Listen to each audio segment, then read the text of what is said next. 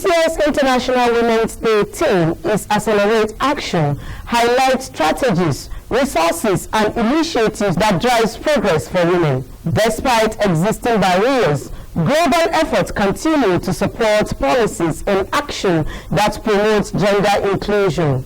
As Nigeria joined the rest of the world to celebrate International Women's Day, it has been central to fight for women's rights, including voting rights and workplace equality. Also, to create platforms to address discrimination and promote policy changes. The Minister of Women Affairs, Iman Suleiman, seeks financial literacy inclusion for women's empowerment. Financial literacy is not just about understanding money.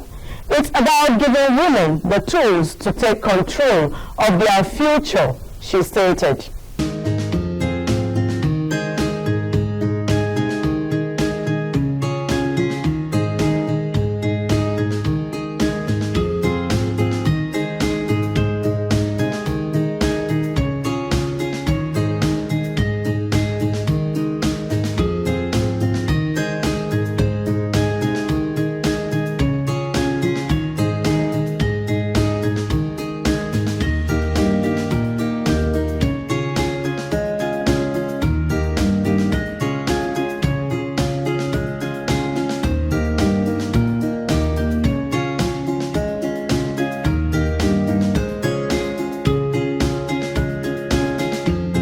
Women Affairs Minister Imam Suleiman Ibrahim was a guest at Meet the Press program Friday at the Presidential Villa, Abuja. She spoke ahead of the International Women's Day 2025, which is scheduled for Friday, 8 March.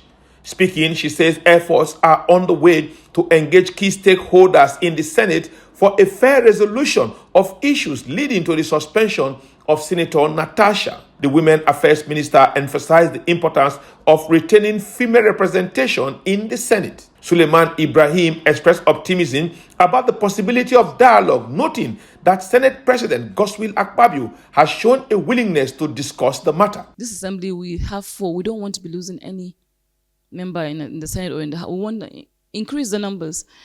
It's unfortunate we're going to be brokering peace. We engage all the stakeholders to ensure that they temper justice with mercy, that we're open to broker peace. So we're going to be the intermediary between the two parties to see that we broker peace, for peace to reign, and then we'll continue to also sensitize so that we learn to work better together as women and men. Her statement came a day after Senate suspended Akpoti Uduaghan for 6 months. The senator representing Kogi Central had accused Senate President Godswill Akpabio of sexual harassment in a petition submitted to the upper chambers. The Senate dismissed the petition on procedural grounds, and its ethics committee recommended her suspension, citing concern that she has brought the Senate into disrespect. The Women Affairs Minister reiterated the need for better collaboration between male and female lawmakers, stressing that political institutions must foster an environment of mutual respect and inclusivity. The decision of the Federal Ministry of Women Affairs to intervene and broker peace between the Nigerian Senate and suspended and embattled Senator Natasha Akpoti Uduaghan would certainly be viewed in many quarters as a welcoming and matured development. But the big question is, will the battle-ready Senator Natasha be willing to shift ground, particularly as her last words before leaving the Senate chambers is, this injustice cannot stand? For the Senate, many will be looking to see if they can mellow down their condition, particularly that which demands that Senator Natasha tender a written apology. Some will likely be asking, what becomes of the legal issues that emanated from all of this drama and melodrama? Certainly, only time would tell.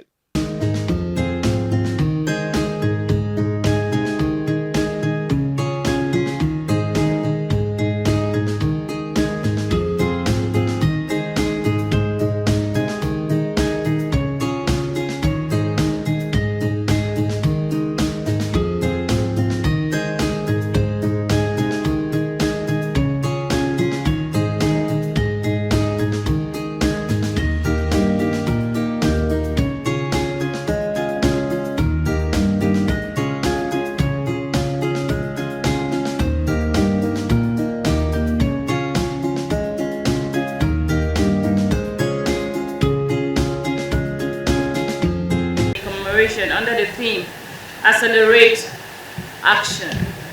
For me, it's a critical moment to propel gender equality into tangible and measurable progress. It is a rallying call for deliberate, decisive, and bold action to break barriers, close gaps, and empower Nigerian women and girls to take their rightful place in every sphere of our society. As you may be aware, International Women's Day is a global observance that dates back to the early 1990s, born out of the struggle of women for equality, for better working conditions, and the right to vote. Over the years, it has evolved into a day not just for celebration, but for reflection, for advocacy, and action in the pursuit for gender equality. For Nigeria, this day holds profound significance as we recognize the remarkable contribution of women to national development while acknowledging the persistent challenge they continue to face collectively. As you are aware, this year, we also celebrate 30 years of the existence of the Federal Ministry of Women Affairs as a vital institutional mechanism for the advancement of the Nigerian gender agenda, an institutional legacy of the Beijing Platform for Action, and one of the most transformative global framework for gender equality. We cannot talk about progress without acknowledging those who paved the way.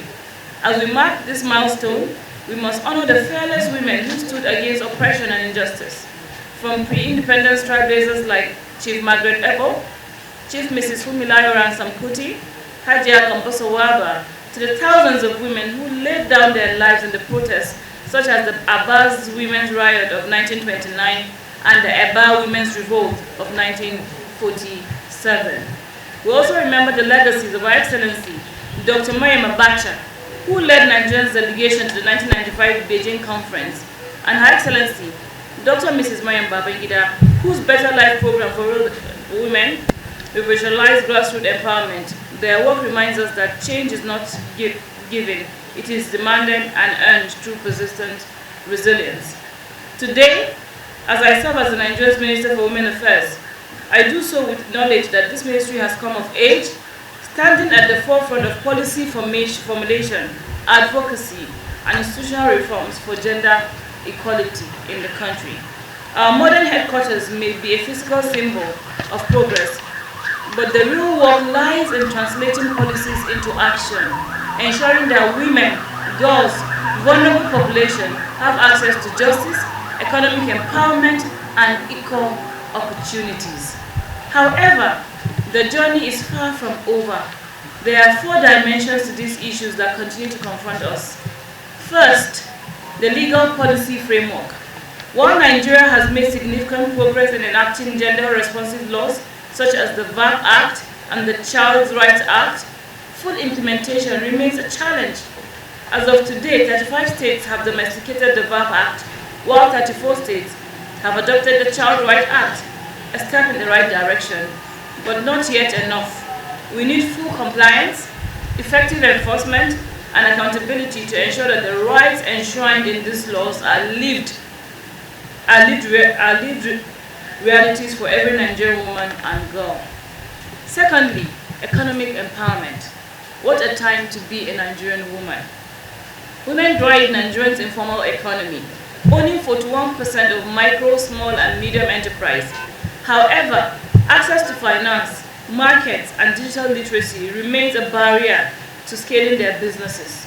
More than 94% of women still lack access to formal credit despite their proven ability to invest in their families and communities.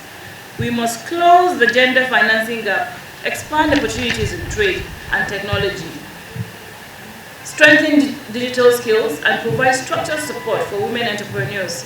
Under the Nigerian for Women project scale-up, which we just commenced, we will be reaching a minimum of 4.5 million women nationwide to bridge that gap. We also launched a partnership with the Wema Bank, the Mowa Sarah, geared towards economic empowerment of our women in the grassroots. As we speak today, the skill development program is ongoing and is targeted to 500 women who will be beneficiaries. Thirdly,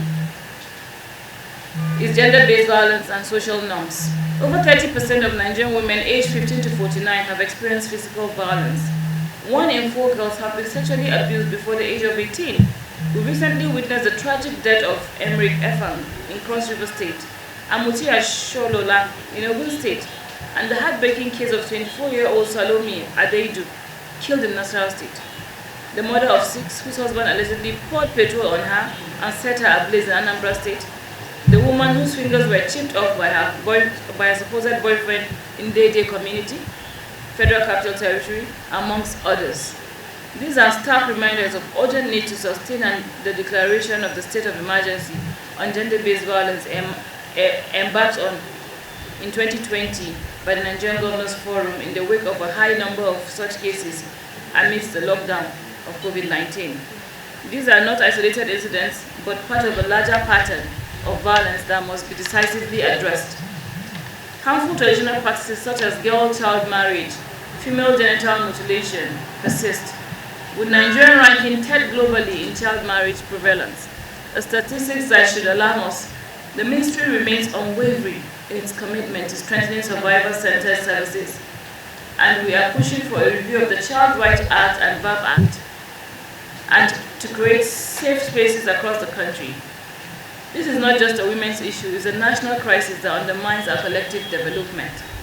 A country is being judged by the way they treat their most vulnerable population. 4th is the political representation and leadership.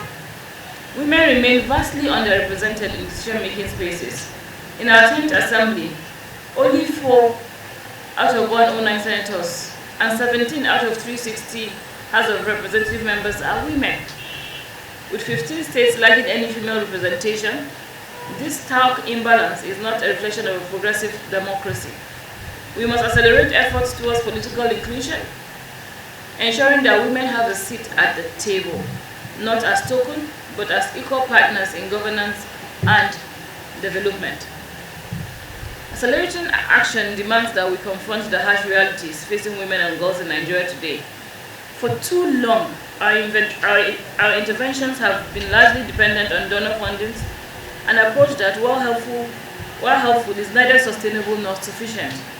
True transformation requires nationally owned investments. This is why we commend our father, the father of the nation, His Excellency, President Bola Ahmed Tinubu, GCFR, and all other stakeholders, particularly the National Assembly and the economic team, who has, for the first time in the history of the ministry, significantly raised its budget. This landmark decision signals a new era of government commitment to institutionalizing women's empowerment as a core pillar of our national development. As far as I know, in Nigeria, we rarely have the problem, unlike other parts of the world, whereby the men earn more than the women. More than ever before, now we have to advocate to ensure that, women not only earn same as men, but there's some category of work that women do that are called unpaid care that must be recognized, because it has become the global norm. So we're going to work to ensure that with the rise of female-headed households and even children-headed households, that is being factored, and even issues around women that enable them to be productive are also being looked at. For example, we do have the 6 months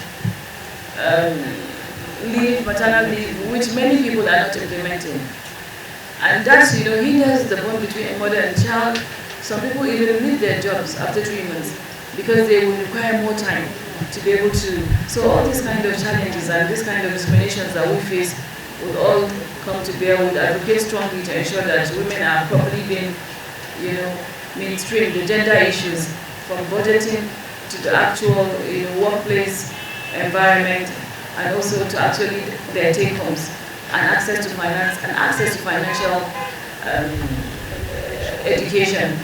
Today I was at SEC and I told them that our partnership will bear fruit, because women are known to bear fruits, and women will indeed be the voice of not just the capital market, but every sector. There's going to be a lot of health initiatives for women. I know that it's not our core mandate, but I'm sure if you watch our activities in the last few months, you see that we're collaborating stronger with the Ministry of Health. And as part of an agenda for this administration, you'll see that the president appointed an essay on women's health.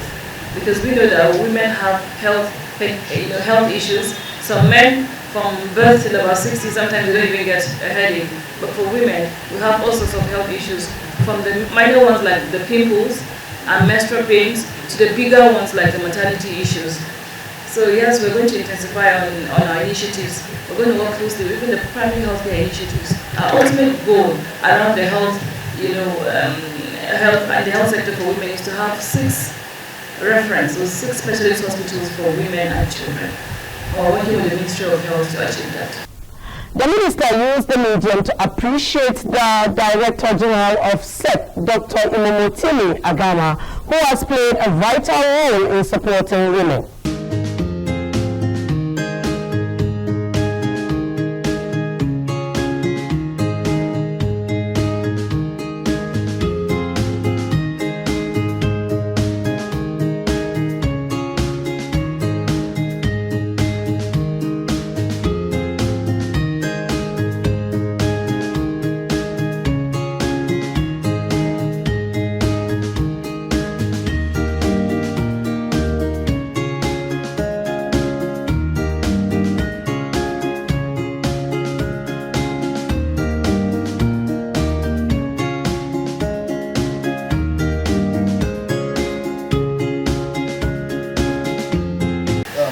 You're doing to ensure that that Center for Native Action is working under the administration of President Bola Ahmed Tinubu?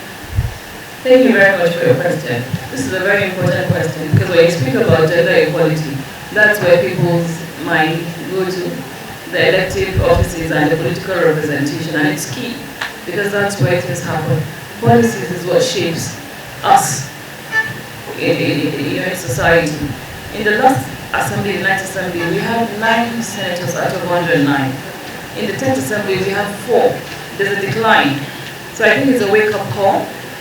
Sometimes you have to come down to go up. I'm just coming from the Senate to celebrate the International Women's Day. The Senate that was hosted by the Senate President, and they made a commitment to ensuring that, this time around, all our gender bills, all our women, children, family-friendly bills are being passed. And I think as women, we must also go back to the table and begin to ask ourselves why. Despite being over 50% of this country's population, what is holding us back? Because trust me, when the women are ready, I know that God is waiting. We'll be able to achieve all the numbers we need, but we have to work as a block, and we have to work on ourselves, and we have to also leave the spirit of entitlement and make sure that we contribute to the table. Whatever we contribute does count. But trust me, never in this show, Nigeria, we had a crop of he for she's. The president is a he for she, the vice president is a he for she, the senate president is a he for she, the speaker is a he for she. We have so many he for she's cheering for us. The DG of the BPP is a he for she. He was the brain behind affirmative procurement. We have the Minister of Finance being a he for she. The Minister of Budget, the DG, everybody is a he for she, and they're giving us the support. And that's why we're seeing a rise in commitment, particularly in domestic resources. And we're going to be able to work with all the stakeholder blocks, our partners, advocates, CSO, to see that we kind of close those gaps. We'll prioritize the resuscitation of one of the ministry's legacy projects, the National Electronic Dashboard, launched as part of the collaboration between the Federal Ministry of Women Affairs under the European Union and United Nations Spotlight Initiative to provide comprehensive data to help tackle gender-based violence in November 2022. And the Interministerial Technical Committee on GBV will also expand programs on women's economic empowerment, promote digital skills acquisition for children, scale up family cohesion programs, revitalize child protection and participation, and unlock new opportunities for women through the African Continental Free Trade Area, the AFTA, amongst others. We will prioritize legislative advocacy, the economic empowerment of women and girls' education, and the fight against gender-based violence. In a few days, I will lead a diverse delegation of Nigerians to the United Nations Commission Status for Women, the CSW, the 69th CSW, the largest global gathering on women's rights, our goal is clear. Number one, to showcase Nigeria's progress over the years, particularly the last 30 years, to forge stronger global partnerships, and to amplify our collective commitment to gender justice and women's economic empowerment. The task before us is immense, but I believe that with our collective will and effort, we can accelerate action for a more inclusive and equitable Nigeria. My charge to us is that let us take the opportunity of the International Women's Day for a time to strengthen our unity, determination, and unwavering commitment to tackling the legacy challenges that have held us from realization of our full potential as a Nigerian woman. Let me end by thanking His Excellency, President Bola Ahmed Tinubu, GCFR, for prioritizing women's issues like never before. It's indeed women o'clock. I also would like to extend my deepest appreciation to Her Excellency, the First Lady of the Federal Republic of Nigeria, for her show of love and commitment to issues that affect women, children, the family, and also the vulnerable people.